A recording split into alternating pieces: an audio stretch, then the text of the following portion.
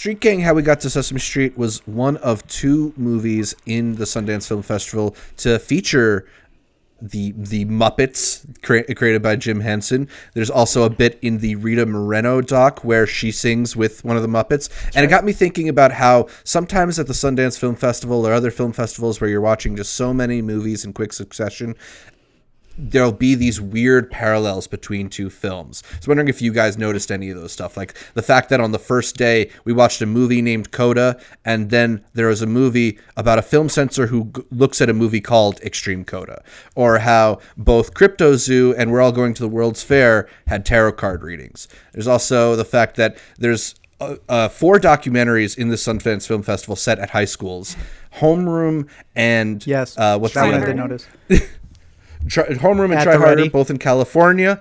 Cusp and At the Ready, both in Texas. Did you guys notice any other weird parallels through your Sundance experience? Quarantine stuff. A lot of quarantine things that have been happening. Yeah. The mental health stuff that Yeah. some movies, which I believe we're gonna get to, did not do a great job, and everybody went against them. Other ones where people were like, wasn't great, but the movie ended. I'm glad that you were able to vent up on screen. All the ones that I thought did a great job. I'm trying to think of some tiny stuff for sure. I mean, we had that joke before it started that John in the Hole had the coal consultant, and so did Pudger. Yeah. Consultants. The whole consultants, yes. The whole consultants. I'm going to think of some more as we go through them for sure. Yeah. Yeah, let's start the next section of Sundance with The Blazing World. This is directed by Carlson Young, also written by Carlson Young and Pierce Brown. Decades after the accidental drowning of her twin sister, a self-destructive young woman returns to her family home, finding herself drawn to an alternate dimension where her sister may still be alive. This is one of the ones that I think we were really excited about going into the Sundance Film Festival. Art, how did that excitement pay off? No, let's all together do this. This was a short on Prime. Y'all can see it. I thought it had a lot of visual flair, a lot of promise.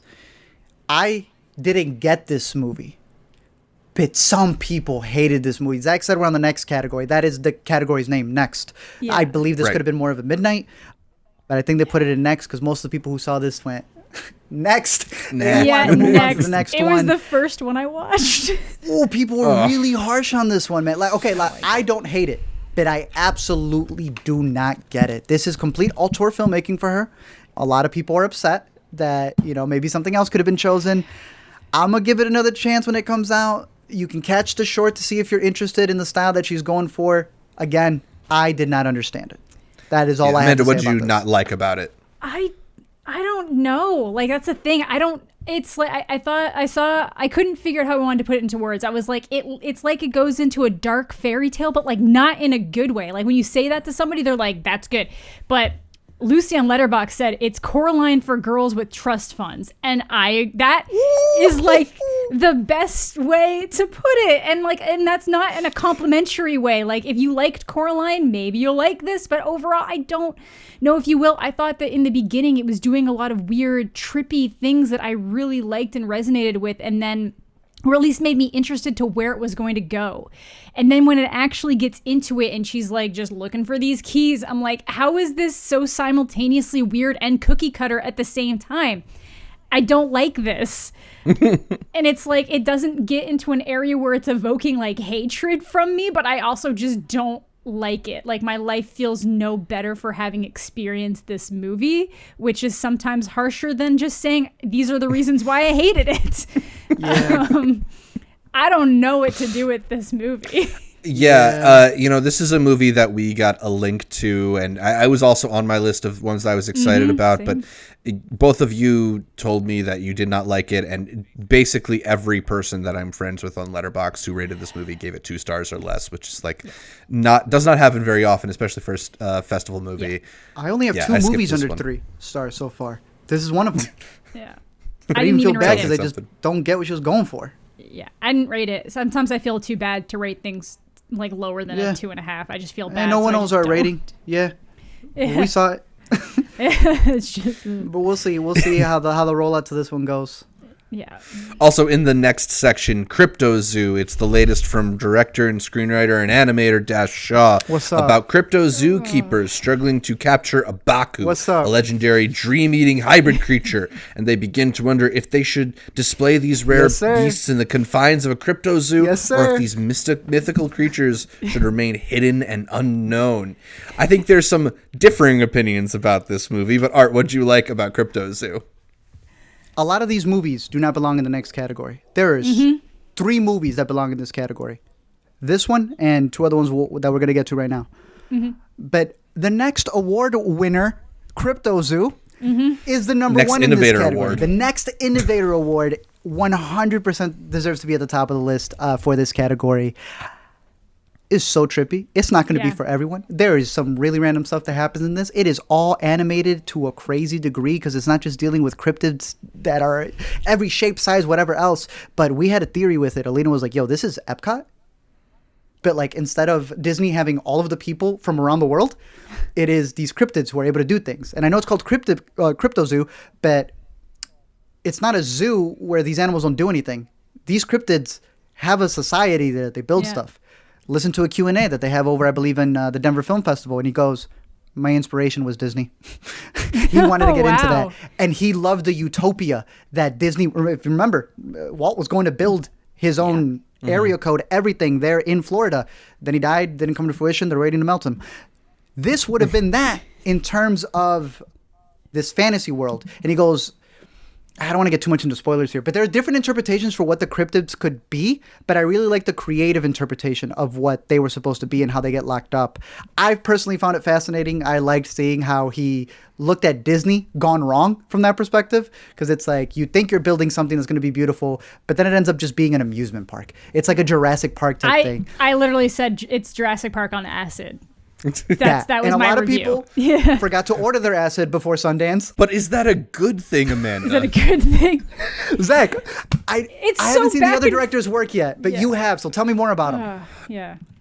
I saw his last film, which is called My Entire High School Sinking into the Sea, and I think I wanna watch it. It's got this similar kind of hand-drawn aesthetic combined with these sort of trippy ideas that are treated very muted. They're kind of downplayed. A lot of things in this movie that are far out just end up being really downplayed in this way that I just didn't quite jive with. Okay. Would you watch it again?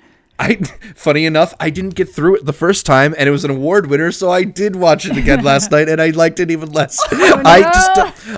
I don't think Dash Shaw makes movies for me. Okay. I get that some people really like what he's doing, but I don't know. It just doesn't jive with me. It is amusing in parts, and the world is crazy and out there, but it was bizarre and it didn't add up for me. Amanda, what about you? There were parts that I was like, yeah, this is going to be badass. And then something really weird happened, and I was like, never mind. And then it just kind of does that constantly. It's just this back and forth and back and forth.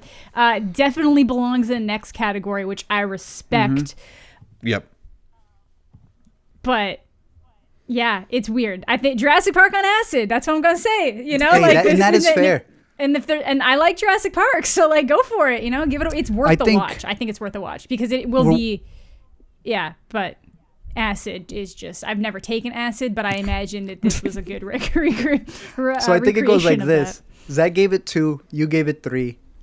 I'm leaning towards a 3.5. I'm a little bit more positive with it. But this is one where I can't be like, drop the money. I just be like, if you have seen everything else. Yeah. Or if you Maybe. really like trippy stuff. If you want to see something completely different, Cryptozoo. This was the only animated movie that played. I mean, I guess Flea also, but Flea's a combination. But one of the few animated movies, I guess I'll say, that played Sundance this year. So I did appreciate the animation. We are living in an age where a lot of feature animated movies have a very similar look to them, and it's cool that there's a movie that looks like this out there. I don't know if I want the movie to feel like this, but I'm glad that it looks like this. I can't wait to see it again. Talk spoilers. First Date, directed and written by Manuel Crosby and Darren Knapp. about a guy conned into buying a 65 Chrysler before his first date with the girl next door, Kelsey. His night implodes as he finds himself targeted by criminals, cops, and a crazy cat lady. A night fueled by desire, bullets, and burning rubber makes this a first date unlike anything else. Amanda, I know you caught this one. It was underwhelming for you too? Yeah, it was one of the ones I went into that I was really excited for. Like, it was premiering at the same time as Prisoners of the Ghostland and a few other ones that were really being hyped up. And this is the one that like really drew my attention because these are the types of movies I tend to like. I like coming of age stuff. I like kind of really the ones that kind of go off the walls and like really weird directions of like violence. Like, I really liked Spree last year. I was hoping that this would kind of have like a vibe like that. And then it just never fully gets there. Like, every time you think it's gonna, I think I even reviewed it higher than most people did, but it's just every time I thought it was gonna get to something more, it just didn't. There was like, it gets one point, like there's like a moment towards the end where it does kind of get hit a little bit of that balls to the wall feeling that I thought it was gonna be for more of the movie. And it's just this series of increasingly more unfortunate events. But again, it just needed more. I think I have it at a very generous 3 out of 5 stars right now, like a very generous.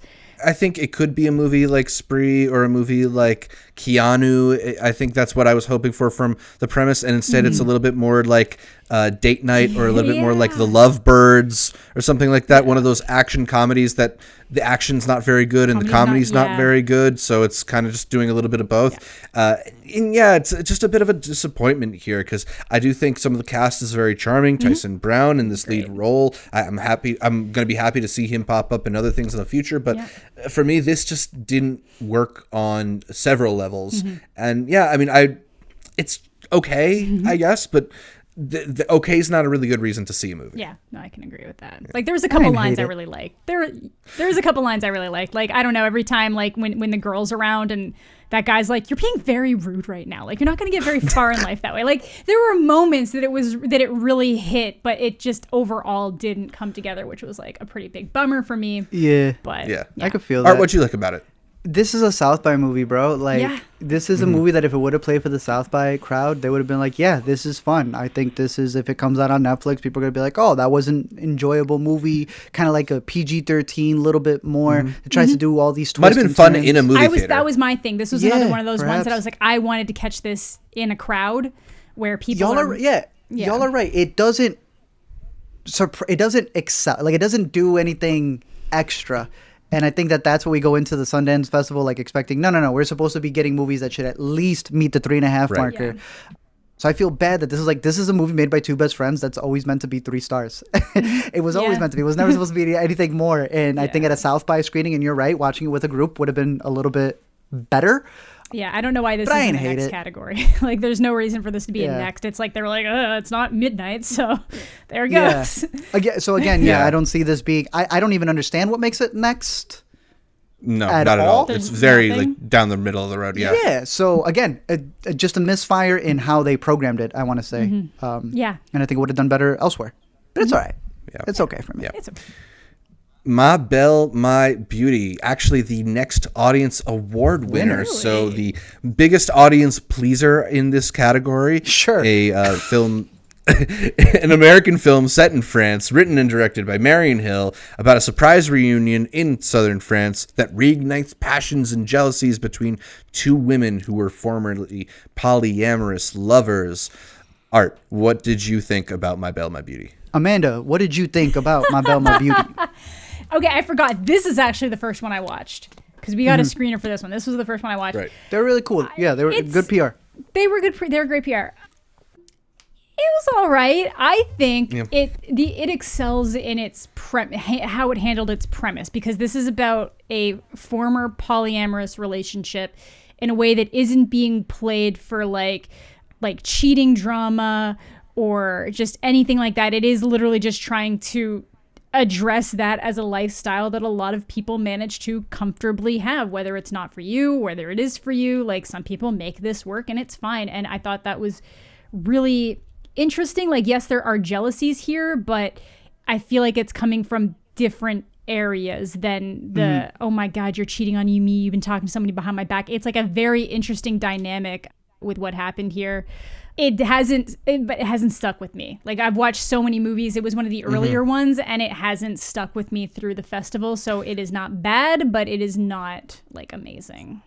There's not a lot that's terribly memorable about this one. I think it's a movie that's trying to go for, it's like trying to be a vibe movie. Yes. It's trying to be like a Before Sunrise or like even like a, there we go. Even like a Richard Linklater, like a comedy. But, you know, I think it doesn't quite get to that level of intriguing dialogue or like tense, you know, relationship drama. A little more. I think there's elements of it that are interesting, and obviously it's cool to see a polyamorous relationship depicted in film because it's so novel. I don't think there's many, if any, movies about it, but just the movie around it doesn't really support the premise. Of covering that, they ignore a lot of things with two characters who are in France. You get what I'm saying? Like, you're trying to cover a subject, but then at the same time, you're going to ignore like other things that would have come up, I feel, when you set the story in France. I was more intrigued on this idea of this is a New Orleans film. Yeah. We haven't even mentioned this, but people weren't just watching movies from their home. A lot of places were having drive-ins, and New Orleans was one of them. I had the opportunity to see some screenings from the New Orleans Fest last year when they were hosting it, so I found it really dope to see that they were hosting stuff, and they hosted a bunch of Q&As. Maybe that's why they also get to vote for the awards. So maybe that's why they got the audience one. They did have great PR. But I do find that fascinating, that idea of like how it can be an American movie, even though it's completely set over in France. So it's I found while I'm watching it, I'm reading the press notes and I'm seeing all how they were able to like make this film overseas yet still have it be a New Orleans, not just an American film, but a New Orleans movie. I just found it interesting how it's like, but you're not putting money into New Orleans, or are you, if it's being... That was more intriguing to me than the movie itself, but I'm curious to catch it to see how they roll it out, considering it won an award. R#J, directed by Carey Williams. It's a reimagining of Romeo and Juliet taking place entirely through cell phones and a mashup of Shakespearean dialogue and current social media communication. Gotta say, this is the movie I was most dreading going into the festival, so I skipped it. But Amanda, I know that you tackled this one. What did you think about this movie that has a hashtag in its name but doesn't understand how searching Twitter for hashtag works? There is no Twitter. Yeah, there's no Twitter. It's all Instagram. I was so close. Like, this was the movie when I heard about it. I was like, no, absolutely not. Not touching this. And then it just, oh, wow, there's movies still playing and it'll let me watch this. So for the content, because I think this will make great content. So I'm watching it. And it's going through the phone stuff, and I'm like, okay, like they're modernizing it completely. Great. So all the text messages are normal. And then he gets on FaceTime, and it's the iambic pentameter just comes out, and I was like, oh, what sweet fucking hell is this? Because the only person in this movie that can deliver those lines properly is the guy playing Mercutio. He was the only one that I believe the lines only do. Everyone else, horrible. Romeo, trash. Is Juliet, it that he's the best actor, or is that Mercutio has the best lines? He's the best actor. His flair, everything about him. And the character he's playing. Everything about it just works for him. Like, it doesn't feel weird when he's, and then he'll say the line and then drop like a period at the end, and it just works. But everybody else is just so horribly awkward. Like, before going into it, I said, this is giving me the impression of when you had like an intensive English class, they'll let you do really creative projects for books and plays. Like, you can write songs, you can do things. This is what that felt like. It was like, we're going to make Romeo and Juliet through cell phones. And then it gets so bad. It's not good at all. And I like Shakespeare, but like there was no reason not to just modernize all of the dialogue the same way they're modernizing the delivery method. And it would have been instantly better if this was modernized dialogue. All of it should have been. Yeah, absolutely all of it. And then that's the thing. Why are you having modernized dialogue in the text messaging and the Instagram and then having them being like, fair Verona? And I'm like, yeah, where art thou, my Romeo? Homie, you got top or not? Like, they don't even exactly. make any sense, dude. Like, there's an Instagram live thing that's happening as someone's fighting, and everyone's like, yo, whoop his ass, all these different things. While they're going, and It's like, why? Why? How do we have such a vast difference? If my Belle, my Beauty, which deserved to be in the U.S., dramatic, I don't know what made that one next either. This does not deserve to be here. not in the category, at the festival at all, because this is a full out just studio film. Look, I don't even hate this movie. You got the producer Timur Bekmambetov on it, who's on Searching. We gonna talk about that? On Unfriended. He has cornered, when we talk to the Searching boys, he has cornered the market on these screen things. If you're doing anything with screens, you got to pay a tax to this man, I guess. Yeah. So look, I understand that every year what makes it next is that it's on screens. Last year was, what would you say, Spree? And then the year prior was Searching. I get that. There's always going to be a screen movie. That homie who you just said, he is always going to be funding them. But this is a straight up studio film. And that's what makes it so frustrating that it's playing at a festival. There is a lot of funny stuff that they do. If I don't get why they did the Baz Luhrmann thing and changing the language, but there's some funny stuff in here that they could have committed all the way, but they just don't. They try to make it modern in the sense of now the Capulets and the Montagues. There's some police tension that's going on in there. Rival are we gang going wars. to just skirt right through that? They could have made some funny bits. So compelling. But yeah, there's some funny bits. There's some culture references that are being made, which it's going to be a hit when it comes out. I did find it enjoyable, and that's what makes it annoying when it gets really dumb at points. Yeah. The homie's got Criterion Channel. He's got the Criterion Channel. Zach, on his doc. Yeah. Because he's a filmmaker. Yeah, that's great. Yep. There's a lot of Easter eggs that I enjoyed. Probably would have been good if they did more things like that and modernize it in other But again, ways. it's a studio film because they're always on Instagram, WhatsApp, Messenger. They never touch Twitter. Come on, bro. I sat with the Searching boys. I know how this works. But yeah, it's going to be a hit. I think kids are going to eat this up, obviously. Really? Sadly. It's a studio film. They're going to have the money behind it to push it. Yeah. Hey, regardless of if they like hate it or if they don't. They're going to watch I it. just feel like I speaking their haven't language. heard one person say they liked it. There's like a couple people. That's not true. Yeah, I guess I have seen some people commenting. Even about I think in the live stream, someone was like, "I loved our hashtag Steven. J," and then someone was like, "I fucking hated that movie. It was the worst movie I ever saw." And I was like, "Oh my god!" But again, it's a studio film, and like McDonald's that have 2 stars on Google, people still go to them. That's what a studio film does. It does not matter what anybody rates it; it's going to make its money. But yeah, you're right. Stupid way of putting the hashtag. Stupid. It could easily just be hashtag RJ. Like that would. But they don't even go on Twitter. Right? That's what I'm saying. It's like They they had people who knew the subject, and then they also had other people who was like, "No, this is studio meddling. Do this." Weird. So Worst review I saw for it though was not as good as the Unfriended movies, but better than Searching, and I was like, nah. Bro, they play Bagged by here. Claro in this, and there's a certain point where you just realize, oh, they thought that they understand like the young people. Probably a year or 2 removed. Yeah. That's what I always find funny with these movies. Yeah.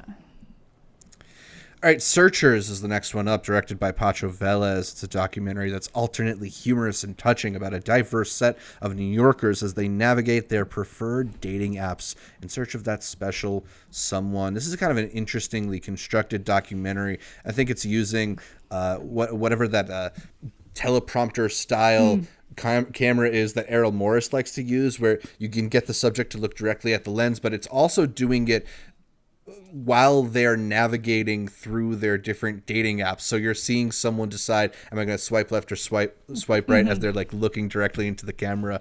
It gives you this kind of interesting, invasive quality into what's obviously like a very personal, normally private process of like going through your romantic options. And I think this is a really interesting documentary in sections. Like I think sometimes he gets these questions out of people that are very introspective in what they even want from a dating app, or what it's like trying to navigate life through these dating apps. The kind of under commented on thing in this documentary, it seems like a lot of it was filmed during COVID times, which makes it that much more difficult to even meet somebody else. So we're sort of forced onto these apps in search of romance. I think it's an interesting documentary. I found it to be a little bit samey as it went on, maybe a little bit overly long. I think maybe like a 40-minute version of this would have been excellent, but I still kind of enjoyed this one. Amanda, you felt sort of the same as I did? Yeah, absolutely. It's like I feel like some things just started getting a little repetitive, and some things just didn't intrigue me. But then when you got to the moments where there was a person who just had a way about them, had a way of wording things, where they got down to the crux of like why things didn't work, why things did work, I thought some of that was really interesting. But yeah, I think this would have been significantly better had it been condensed. Same. I didn't even have this one on my radar, but they were nice enough to send a link. So I was like, Yeah. all right, I'll make time for it before the festival starts. And I did. I liked the way that it was shot. And it's just the certain pockets that they find in. Sometimes they're interviewing people. They don't got nothing interesting to say. Some other people had some questionable things that they were bringing up. Yeah. Right. But there were some people like One of the- Go ahead. I was going to say, yeah, one of the interesting things is when they actually do sort of look into other apps aside from like Tinder. Like there's a moment where they're talking to these women who are on seeking arrangements. Yeah. And like, if you know about seeking arrangements, that's like a What do I want for an allowance? exchanges website. So it's interesting when it explores the different dynamics of what even like a dating app, quote unquote, is. But maybe there's a little bit less of that and a little bit more of just like personal introspection. I don't know if I needed as much about the director's own romantic life Yeah, there was as a this one certain wanted point to that give did me. When Yeah. they talk to the older dudes, I thought that was funny because it's like, you don't Yeah. like it, do something else. And they're like, what else? Stand on the corner? But yeah, it was all right. I don't see what makes it too much next. I can kind of see why, but it's just a regular doc. And you're right. Make it 40 minutes. You got yourself a short. Yeah, I think it is that style of it. The visual style puts it into the next category. But like you said, there aren't a lot don't of think like, that's strong enough. contenders for that this year. Yeah. So, I guess you got to fill out the program Yeah. somehow. Son of Monarchs, a Mexican and American film directed and written by Alexis Gambis about a Mexican biologist after the death of his grandmother returning to his hometown nestled in the majestic monarch butterfly forest of Michoacan. The journey forces him to confront past traumas and reflect on his hybrid identity, sparking a personal and spiritual metamorphosis. This one came into the festival pre-winning the Alfred P. Sloan Feature Film Prize. Art, what do you think? Was it a deserving winner? Well, from what I know about the P. Sloan Award, I think last year Tesla won it, and then Searching had won it as well. Marjorie Prime, those have been recent ones. I don't really know what goes behind voting for those. I've talked to some jurors and such, but hey, it won that award. That's good for it. The director himself is a biologist. He has made some work, some like montage work with Josephine Decker, special jury. Yeah. I feel like Award you'd winner. have to be in order to make some of the moments of this film actually happen. And that's the part about it that I guess may take away. I like the aspect of showing this man from Michoacan who, it's an immigrant story while never really saying that, because it's focusing on these butterflies, right? He's a biologist who focuses on these butterflies who do cross the border every single year because that's what they do to survive. And it kind of shows his spiritual journey and what he's going through there while also matching it up against science. So it is an immigrant story, U.S., Mexico, but it's also science and faith. And I really like that science and faith talk. But there's a certain point where I think it takes it away and it just sits you down and goes, hey, kid, have you heard about CRISPR? And I'm like, bruh. It downplays the drama that you then get. This very, I don't even want to say muted, but this personal journey that he's going through and where he has to decide not only between countries, not only between his family, but also just between this like journey that he has to go through of the science major that he's in, but then also how his family back home lives through faith. And, there's some other stuff that I'd like to talk about it more in terms of spoilers. I think it has some very interesting discussions, but I think it may be a little too slow in its spiritual narrative journey for some. But the part that I was cool with that. That's fine.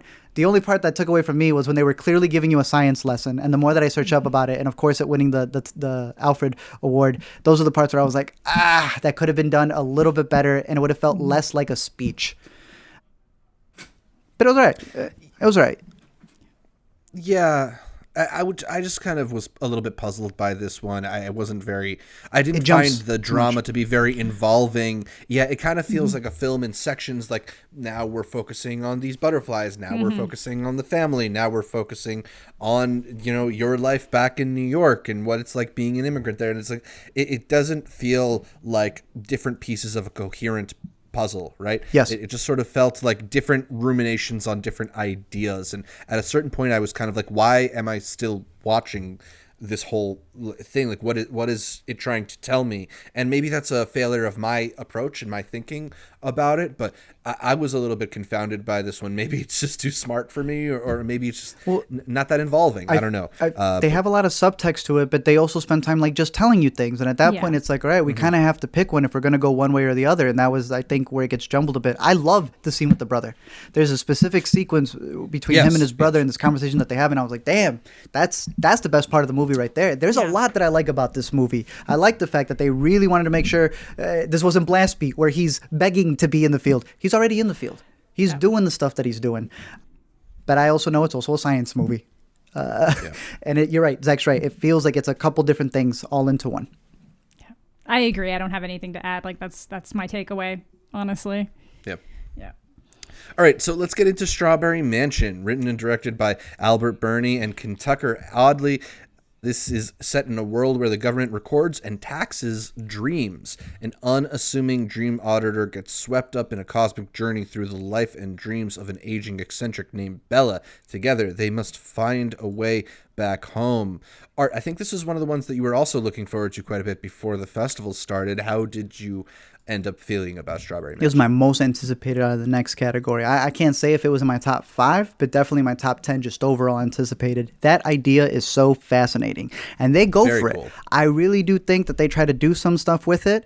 And bless their soul, they did not have the budget to go for what they wanted to go for, but that did not let them stop them. And it's like, I don't want to say it hurts them, but they go for it so much so to the degree that a lot of what they could afford to make the effects for the ads and such comes off a little Adult Swimmy at points, but I found the idea to be really fascinating.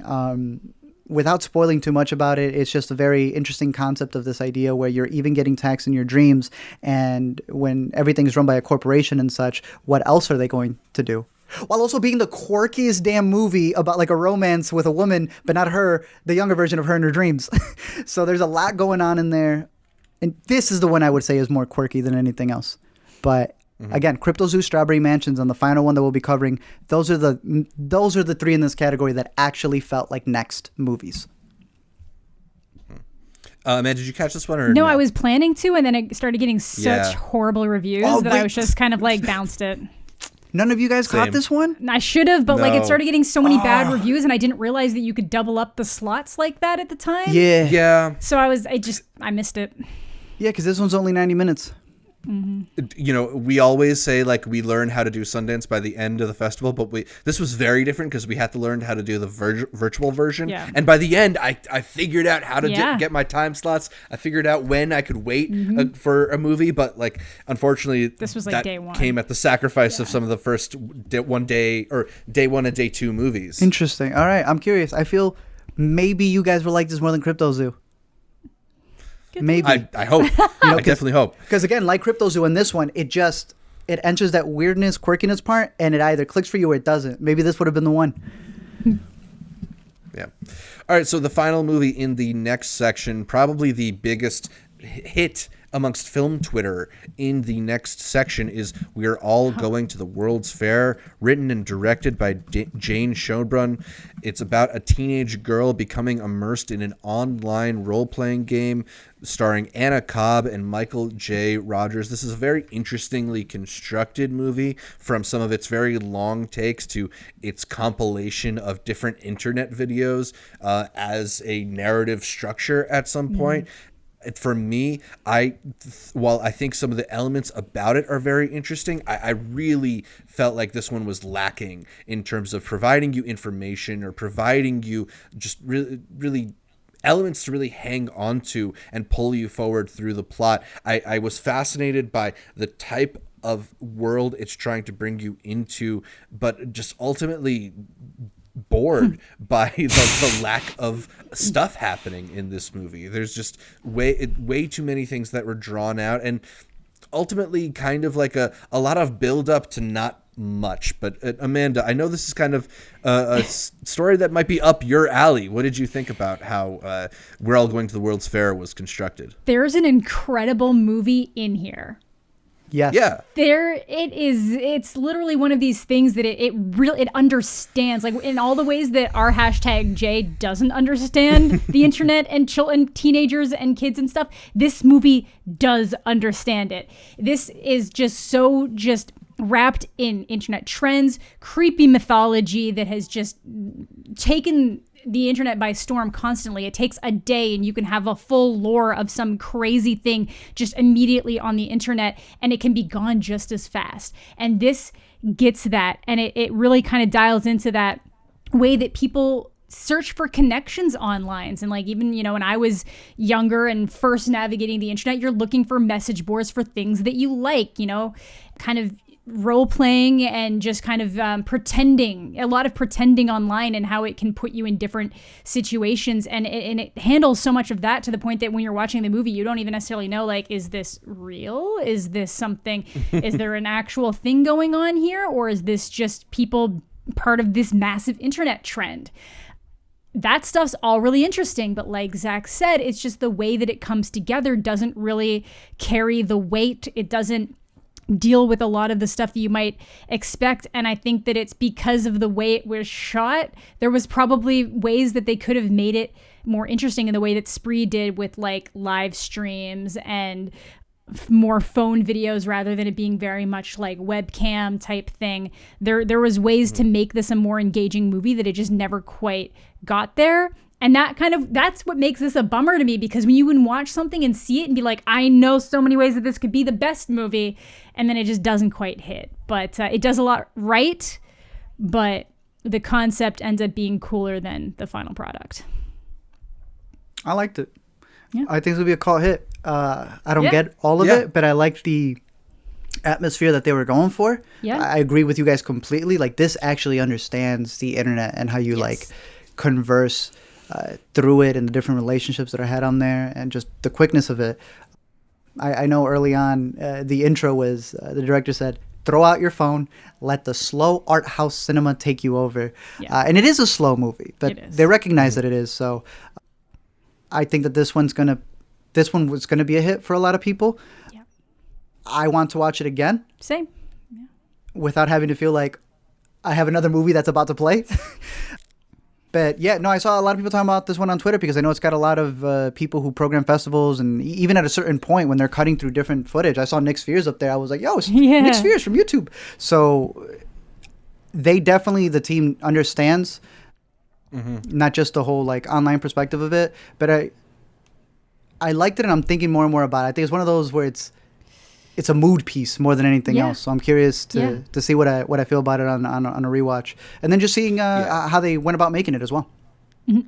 Yeah, and I think one of the things I'm struggling with is like how you properly assess a movie that you like intellectually but you don't like practically. Yeah, and that's fair. Because I like so much of what this movie is about and what it's trying, what it's doing. I just did not enjoy my experience watching it. That's fine. And you know that ultimately, like, you got to sit down and watch the thing, right? But